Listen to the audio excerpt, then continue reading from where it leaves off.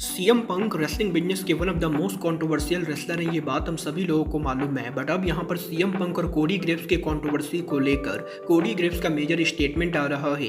WWE के tribal chief Roman Reigns को लेकर बेकी लिंच ने रोमन रेंस को मॉक कर दिया है। रेसलमेनिया 42 के ऊपर डब्ल्यूडब्ल्यूई के मल्टीपल टाइटल चेंज होने वाले हैं, तो वहीं यहाँ पर तमा तोंगा की कंपनी से फायर्ड होने को लेकर JBL का मेजर स्टेटमेंट आ चुका है। तो गाइस चलिए बिना किसी देरी के शुरू करते हैं इस वीडियो को। और सबसे पहले बात करेंगे Roman Reigns and Becky Lynch की।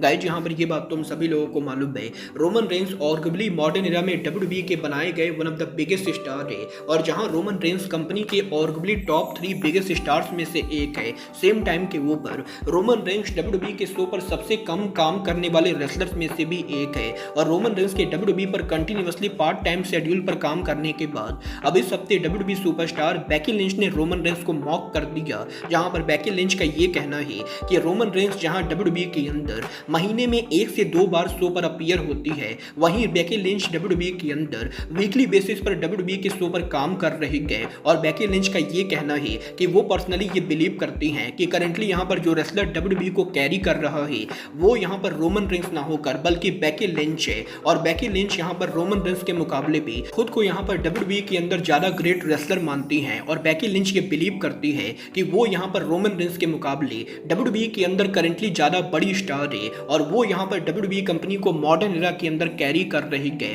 बोला आप यहां पर बेकी की इन बातों से एग्री करते हो या नहीं, आप लोग मुझे कमेंट करके बताइए। बट गाइस जहां तक बात रही बेकी लिंच की, तो ये बात तो हम सभी लोगों को मालूम है, रेसलमेनिया 42 पर बेकी लिंच एजेली को आईसी टाइटल के लिए चैलेंज करेंगे। और वैसे तो इन दोनों का टाइटल मैच ऑलरेडी अनाउंस हो चुका है, बट अब यहां पर इस मैच के ट्रिपल थ्रेट होने को लेकर डब्ल्यूडब्ल्यूई के former women's IC champion Maxxine Dupri का मेजर स्टेटमेंट आ रहा है। जहां पर डुप्री का ये कहना है कि वो यहां पर पर्सनली रेसलमेनिया के ऊपर वुमेन आईसी चैंपियनशिप मैच में compete करना चाहती है। और क्योंकि मैक्सेन डुप्री की एजेली और बेकी लिंच दोनों के साथ हिस्ट्री है, तो वो डेफिनेटली चाहेंगी कि रेसलमेनिया पर एजेली और बेकी लिंच के टाइटल मैच के अंदर वो भी इन्वॉल्व हो और रेसलमेनिया के ऊपर आईसी वुमेन चैंपियनशिप मैच को ट्रिपल थ्रेट किया जाए। मतलब ये तो डब्ल्यूडब्ल्यूई के ऊपर है कि कंपनी यहां पर मैक्सेन डुप्री को रेसलमेनिया के ऊपर इस मैच के अंदर डालती है या नहीं। बट गाइस चलिए फिलहाल आगे बढ़ते और बात करते हैं डब्ल्यूडब्ल्यूई के current world heavyweight champion best in the world CM Punk की। गाइस यहां पर ये बात तो हम सभी लोगों को मालूम है, CM Punk arguably wrestling business के one of the most polarizing wrestler है। और सीएम पंक रेसलिंग बिजनेस के अंदर फैंस को जितना ही पसंद आते हैं, वहीं सेम टाइम के ऊपर रेसलिंग बिजनेस के अंदर सीएम पंक उतने ही हेटेड रेसलर है। और रेसलिंग बिजनेस में Roman Reigns, Seth Rollins, Drew McIntyre सहित बहुत सारे ऐसे रेसलर्स हैं जो सीएम पंक को रियल लाइफ में पसंद नहीं करते हैं। और सीएम पंक ने जहां भी काम किया है उस जगह के ऊपर सीएम पंक की कोई ना कोई कंट्रोवर्सी रही है। और यहीं अब सीएम पंक के साथ रियल लाइफ टेंशन को लेकर इस हफ्ते डब्ल्यूडब्ल्यूई के कमेंटेटर कोडी ग्रेव्स ने बात की। जहां पर कोडी ग्रेव्स का ये कहना है कि सीएम पंक यहां पर लास्ट टाइम जब डब्ल्यूडब्ल्यूई पर काम कर रहे थे, उस टाइम सीएम पंक और कोडी रोड्स के बीच में एक इंसिडेंट के बाद काफी ज्यादा टेंशन हो गई थी और ये दोनों एक दूसरे को पसंद बिल्कुल भी नहीं करते थे।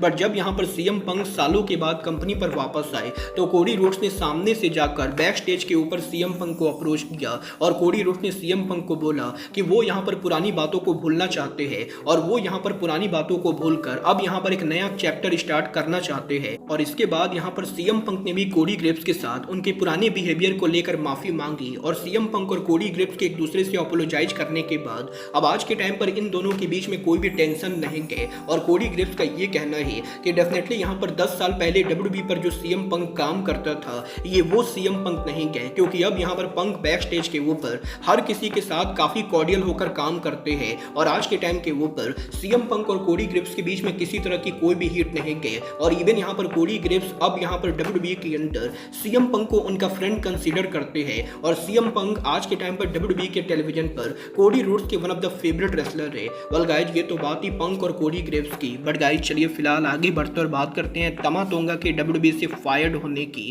गाइस यहां पर ये बात तो मैं आपको ऑलरेडी बता चुका हूं कि 2 हफ्तों पहले यहां पर डब्ल्यूडब्ल्यूई के अंदर तमा तोंगा के बैक स्टेज के ऊपर एक वीडियो बनाने की वजह से कंपनी में तमा तोंगा को फाइन मारा गया।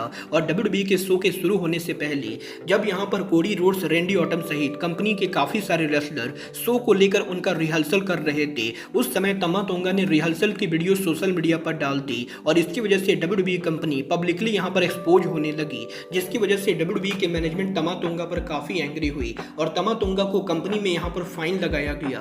बट अब यहाँ पर तोंगा के फाइन लगने के बाद इस चीज़ को लेकर रूमर चल रही है कि तमा तोंगा पॉसिबली कंपनी से फायर्ड भी हो सकते हैं, क्योंकि कंपनी में अब भी काफ़ी सारे लोग तमा तोंगा के बिहेवियर को लेकर काफ़ी एंग्री गए। और अब यहाँ पर इस हफ्ते WWE hall of famer JBL के लेडीज पॉडकास्ट के ऊपर JBL ने तमा तोंगा की कंपनी से पॉसिबली फायर्ड होने को लेकर बात की, जहां पर JBL का ये कहना है कि तमा तोंगा अगर यहां पर WWE से फायर्ड होते हैं तो JBL इस चीज़ से पूरी तरह से एग्री करेंगे, क्योंकि JBL ये बिलीव करते हैं कि तमा तोंगा ने जो हरकत की है उस हरकत के बाद वो कंपनी से फायर्ड होना डिजर्व करते हैं, क्योंकि तमा तोंगा यहाँ पर सोशल मीडिया के ऊपर रेसलिंग बिजनेस को एक्सपोज कर रहे गए और इसीलिए JBL इस चीज़ को बहुत ही ज़्यादा अप्रिशिएट करेंगे अगर तमा तोंगा जैसे रेसलर WWE से बाहर जाते हैं। वाला अब ये तो आने वाला टाइम बताएगा कि WWE के तमा तोंगा को फाइन लगाने के बाद क्या तमा तोंगा को इतनी छोटी बात पर कंपनी से फायर्ड किया जाता है या नहीं। बट गाइस चलिए फिलहाल आगे बढ़ते और बात करते हैं WWE के रेसलमेनिया पर टाइटल चेंज की। मतलब जबकि रेसलमेनिया को सिर्फ 2 हफ्ते बचे हैं तो रेसलमेनिया के ऊपर कंपनी ने ऑलमोस्ट यहाँ पर सभी बड़े मैचेज अनाउंस कर दिए हैं और इन मैचेज के अनाउंस होने के बाद अब WWE के काफ़ी सारे मैचेज को लेकर बैटिंग ऑड्स सामने आ चुके हैं, जिन बैटिंग ऑड्स के हिसाब से शो के ऊपर मल्टीपल टाइटल चेंज होने वाले हैं। गाइस यहाँ पर WWE के रेसलमेनिया के ऊपर रोमन रेंस वर्सेस CM पंक के वर्ल्ड हेवीवेट चैंपियनशिप मैच के अंदर करेंटली यहाँ पर बैटिंग ऑड्स के हिसाब से रोमन रेंस CM पंक को हराकर रेसलमेनिया पर चैंपियन बनेंगे। तो वहीं यहाँ पर रेसलमेनिया के ऊपर रेंडी ऑर्टन वर्सेस कोडी रोड्स के अनडिस्प्यूटेड चैंपियनशिप मैच के अंदर भी करेंटली यहाँ पर बैटिंग ऑड्स के हिसाब से रेंडी ऑर्टन कोडी रोड्स को हराकर न्यू चैंपियन बनेंगे। ओबा फेमी वर्सेस ब्रॉक लेसनर के सिंगल मैच के अंदर करंट बैटिंग ऑड्स के हिसाब से ओबा फेमी ब्रॉक लेसनर को नीट एंड क्लियर बीट करेंगे। तो वहीं Becky Lynch versus A jelly के IC वुमेन चैंपियनशिप मैच के अंदर बैटिंग ऑड्स के हिसाब से बेकी लिंच ए जेली को हराकर ब्रांड न्यू वुमेन चैंपियन बनेंगे। बट इसके अलावा स्मैकडाउन के वुमेन चैंपियनशिप के अंदर रिया रिप्ली वर्सेस जेड कारगिल के मैच में करंट बैटिंग ऑड्स के हिसाब से रिया रिप्ली जेड कारगिल को हराकर न्यू चैंपियन बनेंगी। तो वहीं यहाँ पर Liv Morgan versus Stephanie Thakur के वुमेन चैंपियनशिप मैच के अंदर करंट बैटिंग ऑड्स के हिसाब से लिव मॉर्गन भी न्यू चैंपियन बनने वाली गए। और करंटली यहाँ पर बैटिंग ऑड्स के हिसाब से रेसलमेनिया पर अब तक जितने टाइटल मैचेज अनाउंस हुए हैं हर मैच के अंदर टाइटल चेंज होने के हाई चांसेस है। मतलब ये तो आने वाला टाइम बताएगा कि क्या रेसलमेनिया पर सच में सारे टाइटल चेंज होते हैं या नहीं। बट गाइज अब आज के इस वीडियो में बस इतना ही। मैं मिलता हूँ आपसे अपने अगले वीडियो में। बट गाइज तब तक के लिए goodbye, good night and bang.